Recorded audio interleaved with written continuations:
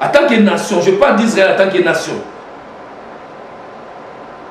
Il y a une grâce que Dieu, le Messie qu'ils ont rejeté, le Messie là le sauvera, il reviendra lors de sa deuxième venue sur la terre, alors il les sauvera quand il sera assiégé par la bête qui monte de la mer. Avec son armée, il viendra et il va détruire Jérusalem. Alors, ils verront le Messie qu'ils ont rejeté. Il mettra ses pieds dans la montagne des Oliviers pendant la bataille d'Armageddon. Alors Jésus sera la pierre détachée sans les secours d'aucune main et il viendra écrasera la bête et toute son armée qui vont s'unir pour empêcher la venue de Jésus sur la terre. Alors Jésus sera la pierre détachée sans les secours d'aucune main. Il écrasera la bête et toute son armée et il va libérer Israël. Israël sera sauvé. Mais pour le moment, ce sont seulement les Juifs et les païens qui ont cru en Jésus-Christ qui sont devenus l'Église. Ils sont entrés dans le corps mystique de Jésus, qu'on appelle aujourd'hui l'Église. Ils sont les croyants. Ils sont ce qu'on appelle l'épouse de Jésus-Christ. Nous sommes fiancés à un seul époux, Jésus-Christ. Le Saint-Esprit est venu nous fiancer à un seul époux. Et nous sommes comme l'épouse, la femme là dont on parle. L'église locale. Je ne parle pas des religions, je parle de l'église locale. Toutes ces églises-là qui sont en Jésus-Christ. Parce qu'il n'y a aucun autre nom. Il n'y a aucun autre nom qui peut nous sauver si c'est le nom de Jésus-Christ. Il n'est pas un prophète. Vous êtes dans l'ignorance, mon frère, ma soeur. Quand vous appelez Jésus prophète et vous vous arrêtez là, il est plus que prophète. Je voulais conjurer mon frère de comprendre les Écritures. Jésus est plus que prophète. Il est la parole faite chair. Au commencement était la parole est avec Dieu et la parole est Dieu lui-même. Donc Jésus n'est autre que l'incarnation de Dieu. Il est venu lui-même parce qu'il a envoyé les hommes pour venir sauver l'humanité. Ils n'ont pas pu. Alors Dieu s'est incarné dans la chair et il est venu sur la terre pour nous sauver. Mais on l'a vu, les siens l'ont vu, ils ne l'ont pas reconnu.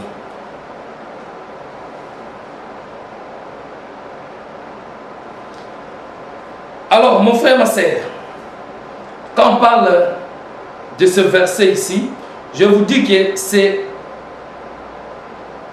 l'église locale. La femme là, c'est l'église locale. Pourquoi?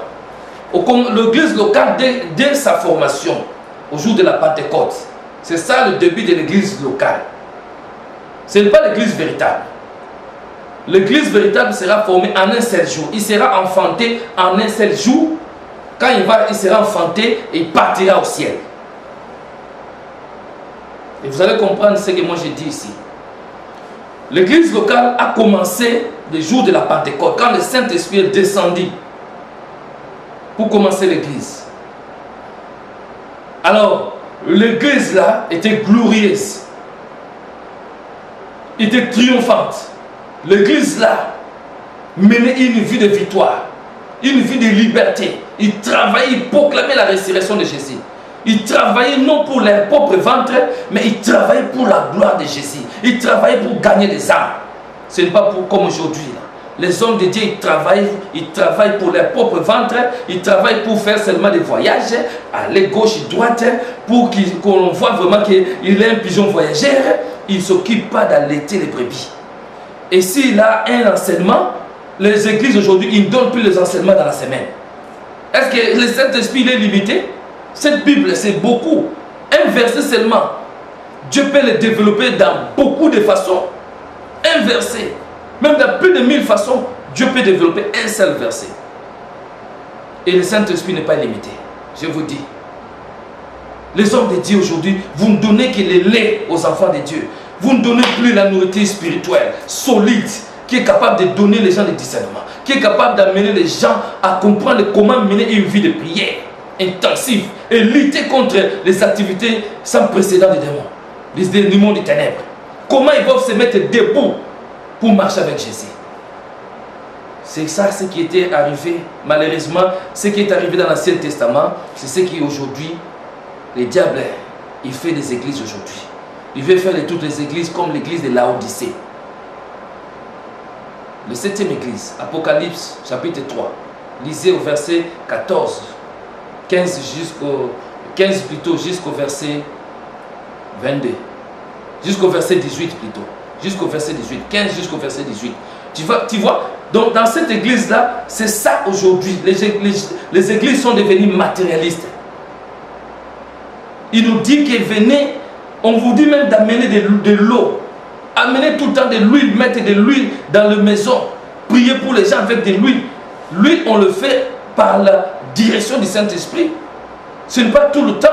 Jésus ne prenait pas de l'huile, mon frère, ma soeur, tout le temps pour mettre de l'huile dans la tête des gens. Oh, vous voulez embaumer les gens? Ça, c'est une animation. Pourquoi mettre tout le temps le parfum, prenez de l'eau, prenez tout le temps de l'huile, mettez de l'huile? Non, mon frère, ma soeur.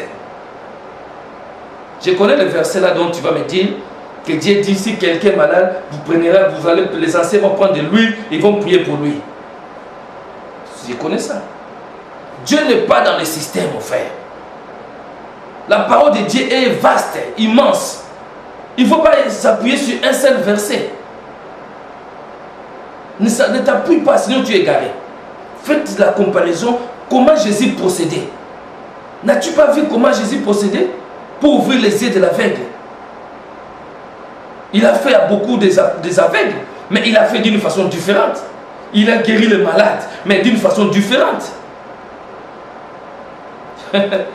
Dieu n'est pas dans le système. Sinon le diable allait vraiment prendre Dieu vivant. Si Dieu était dans le système, comme le diable il est dans le système, il n'a que ce principe ici. Le diable il en a un seul principe, une seule direction, une seule voie, un seul chemin, une façon de faire les choses, c'est ça. Quand tu connais ça, tu peux en finir avec le monde éternel facilement. Mais Dieu est dans la diversité. Sa sagesse est tellement infinie, infiniment variée. Tu ne peux jamais comprendre ce que Dieu va faire pour bénir ta vie. Tu ne peux jamais comprendre comment Dieu va mener les choses pour accomplir ses desseins. Alors, comprenez mon frère, ma soeur, que l'ennemi, il cherche à nous manipuler, à aveugler les gens, les yeux des hommes de ce monde. Mais la volonté de Dieu est que Dieu il puisse mettre ses enfants debout. Les hommes de Dieu, ils doivent comprendre cela. Tu ne peux pas aller... Il faut paître les brebis de Dieu, mes bien-aimés, les hommes de Dieu. Fais le travail de Dieu. On n'est pas devenu des commerçants. Pour tout le temps, amener piller les enfants de Dieu, amener 500 euros, amener 1000. Vous faites les lotos ou bien quoi? Amener 1000 euros. Dans 10 jours, Dieu va te bénir. Dans un mois, tu verras 3000 euros, 10 000 euros dans ton compte. Ça, c'est le maçon du diable. Dieu ne joue pas les lotos. Il ne faut pas jouer avec le nom de Dieu pour diffamer ou pour la cupidité. Non, mon frère, ma soeur, ne faites pas ça. Souvenez-vous de cette parole. Ce que tu sèmes, c'est ce que tu vas moissonner. C'est la parole de Dieu. Ce que tu es en train de s'aimer aujourd'hui, tu crois que les gens ne voient pas? L'église est aveugle, tu es en train de manipuler l'église, tu es en train de faire ce que tu veux, mais dans les sceaux de Dieu, dans le livre des souvenirs de Dieu, Dieu a 2 livres, livre des souvenirs et livre de vie. Dans le livre des souvenirs, tout ce que tu fais là est mentionné. Souvenez-vous d'une chose. Nulle créature n'est cachée devant lui, mais tout est nu et découvert devant le Dieu à qui nous devons rendre compte. Amen. Nous devons le rendre compte. Fais attention. Alors, aujourd'hui nous avons besoin d'une église vivante, une église puissante qui va réveiller l'esprit des gens, qui va mettre les gens dans la raille, dans le veillé, à mettre les gens à chercher Dieu en esprit et en vérité. Et que les gens puissent mener vie de jeûne et prière. les gens puissent être des véritables combattants qui vont combattre le bon combat de la foi. Apôtre Paul a combattu le bon combat de la foi. Après, à la fin, quand Dieu lui a donné la révélation qu'il est arrivé à la fin de sa vie, il a dit: désormais le courant de vie m'est réservé. C'est avec assurance qu'il a dit cette parole. Parce qu'il a combattu et Dieu lui a dit: maintenant tu as vaincu, maintenant je vais venir te prendre. D'ici là, dans peu de jours, je viendrai te prendre et tu seras avec moi au paradis. C'est pourquoi il a dit: désormais le courant de vie m'est réservé. Alors, cette femme, c'est l'église locale. Elle est en train de travailler. Elle est en train de, dans le travail, et tellement qu'il y a des cris de douleur, parce qu'il y aura des véritables chrétiens qui vont sortir dans les églises locales. Les églises locales constituent comme le ventre. Constituent comme le ventre d'une femme enceinte. Et les véritables croyants, ils sont dans ce ventre-là.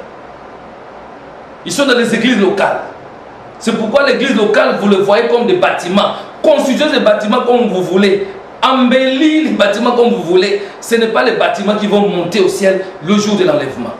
Ce sont les croyants, les véritables croyants qui marchent avec l'Esprit de Dieu et dans la parole de Dieu, dans la vérité. Qui marchent dans cette grâce-là de Dieu. C'est eux qui vont entrer, qui vont entrer, mon frère, ma soeur, qui vont être enlevés dans le ciel.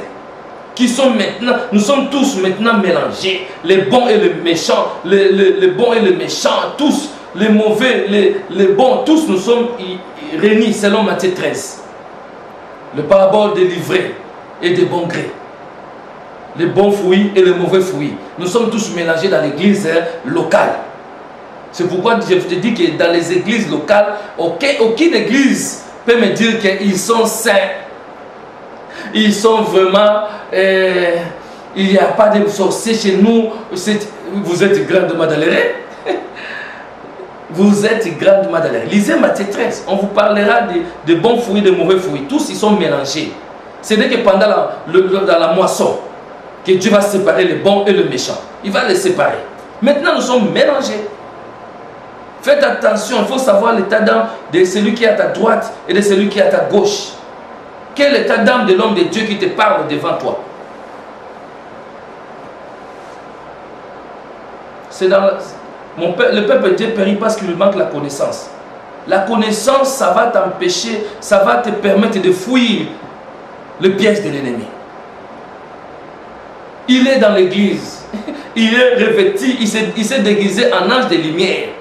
Les sorciers sont déguisés en ange de lumière. Ils se disent aussi des croyants. Ceux qui sont, ils sont vraiment en Jésus-Christ. Quand tu demandes l'état d'âme, tu vas voir qu'il c'est un loup-garou. Tu vas voir que c'est un chat. Tu vas voir que c'est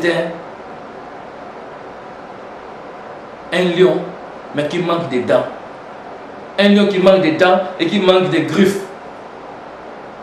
Il n'a pas de griffes, il n'a pas de dents. Mais il se déguise en lion. Il peut se déguiser en toutes sortes d'animaux sauvages pour faire peur aux enfants même de Dieu. Nous qui avons le pouvoir de marcher sur les scorpions, sur les serpents, sur toute la puissance de l'ennemi, et rien ne prend nuit. Et toi, tu as peur des sorciers. La nuit, tu dors, tu es étranglé. Ah. Mais, mon frère, ma soeur, où est le pouvoir que Dieu t'a donné? Où est le pouvoir là que Dieu t'a donné? Lève-toi, commence à menacer les esprits de famille là. Les sorciers qui viennent de ta famille, les sorciers qui viennent de l'église, les sorciers qui viennent des amis qui sont dans les quartiers. Commence à se soumettre à l'autorité de Dieu. Allez, lève-toi. Commence à les menacer. Commence à les chasser avec une voix d'autorité. Prononce les paroles de Dieu. Il est écrit que le Fils de Dieu a pari dans ma vie pour détruire tous les œuvres du diable. Et que le